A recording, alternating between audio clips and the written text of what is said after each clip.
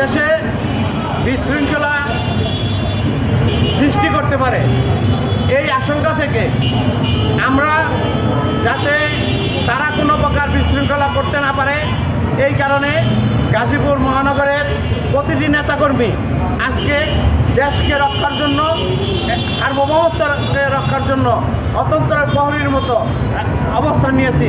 দলের যেহেতু সামনে নির্বাচনকে ভিন্ন খাতে প্রবাহিত করার জন্য একটি মহল তৎপর, তাকে প্রতিহত করার জন্য নেতাকর্মীরা যেন উজ্জীবিত থাকে, তার জন্য আমরা রাজপথে আছি এবং প্রতিটি কর্মসূচি আমরা রাজপথে পালন করব, এই প্রত্যাশা ব্যক্ত করছি।